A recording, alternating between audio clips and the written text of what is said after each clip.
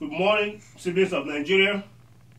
I welcome you to disagree with me if you will, but I can say with great certitude that ever since we returned to civilian rule, if not since we achieved independence in 1960, only a few of our national and state elections have been free and fair. Rather, elections in Nigeria reflect the corruption epidemic. From the president to the local government elections, over 80% of election winners have served with stolen false mandates. In most cases, the most diabolic, ruthless, conniving, and rich men and women were awarded these victories, doing an undeniable disservice to the nation and her people. Skills, vision, courage, and knowledge all give way for false mandates.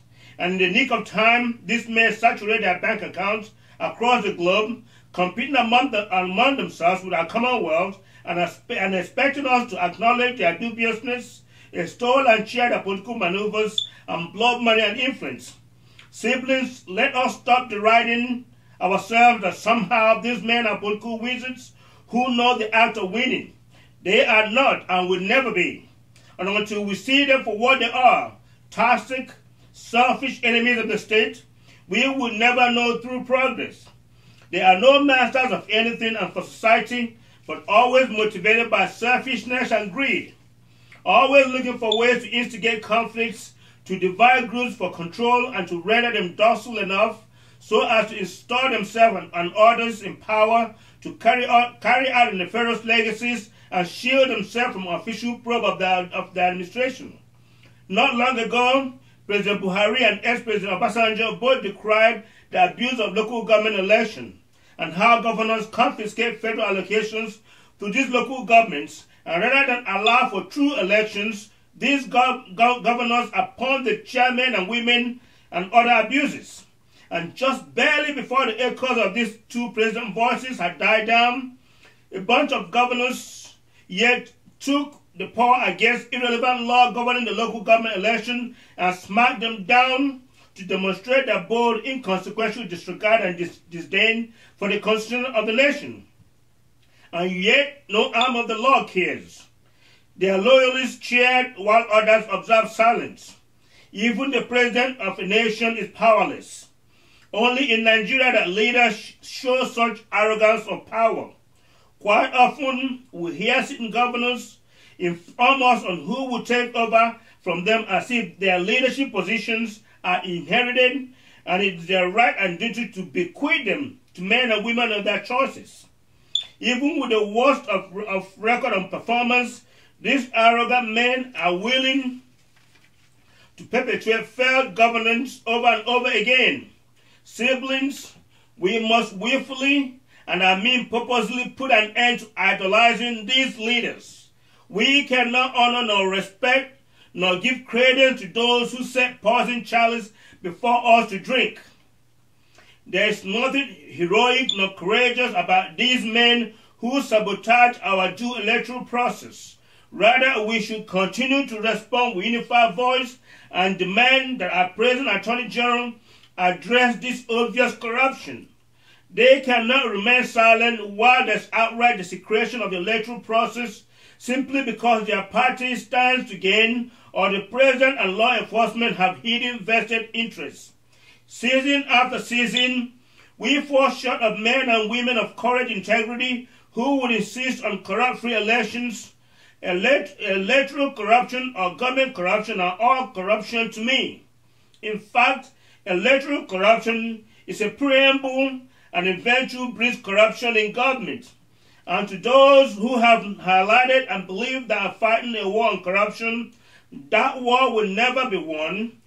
We will never declare true victory until electoral corruption is eradicated. Presently, it is fully functional and thriving, and it is hypocritical to fight one kind of corruption while accepting the outcomes of the other. You cannot condemn a war and accept the spoils of the war. Those who corrupt the electoral process are the same players who make it to the big league, so to say, and score big on our resources, and that explains why our politics has become so deadly. That explains why some see the idea of corruption so worthwhile, and the killings and the maiming, the necessary sacrifices. Our elections are not debate on great ideas, but on who is about to become the next billionaire, and it is unfortunate. And unless we simply conquer this dark and diabolic frontier of election campaign, unless we eliminate money as underpinning of running for office, and unless we thoroughly cleanse the whole process of campaigns from the dense monetization, we cannot in fact win the war on corruption. It is quite a great source of frustration and a cruel and immoral dilemma to continue to see money floated so transparently, even on voters lined up to cast their votes, while our changed government remains disinterested and unapologetically duplicitous. They claim corruption is fighting back, but in fact, is purveyors. To bribe voters in the open voting lines, or even in the secret, is pathologically a symbol of government impotency and failure. Aside from politics, bribery of any kind is prohibited by our laws, but we simply do not care. You cannot take the high moral grounds. You cannot fight corruption, but allow and accept election results won by bribery, whether by your party or friends. That is what hypocrites do, and you honestly will be questioned. You will be criticized if you do not treat corruption and bribery as twin sisters that must altogether be killed in this nation. The voters justify the presence of bribery in the elections and voting because they are hungry, and the winners celebrate openly this grand theft. And it does not stop there. The party in power or anyone with billions can simply and boldly buy elections, and not one soul from the president, the attorney general, the police chief, nor lift up a finger nor a voice against this kind of illegal malpractice. Soon they will say to us that they are anointed by God, and that must be quite offensive to the devil, who is once again denied credit for their victory. It is not God that appoints or anoints every leader. The devil is at play here too. Nigerians, let us just be honest. God does not appoint every leader. We need to look much closer. The devil is in the detail and in some victories. He, the devil, is equally appointing his own leaders, and that is why we are so emasculated with vices and violence.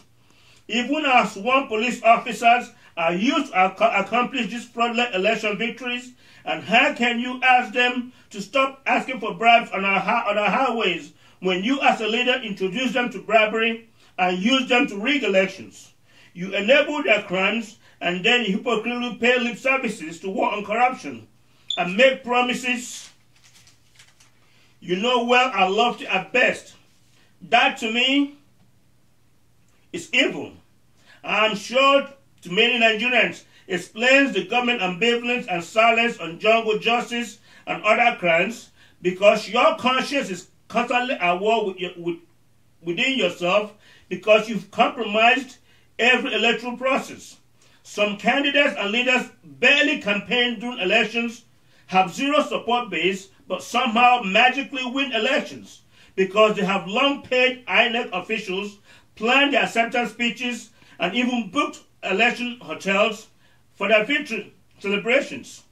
Only in Nigeria, only a nation where leadership is ineffective, where leadership is a tool for the promotion of more parochial selfish interest, where members of the party in power simply pick up the baton of corruption from the previous party.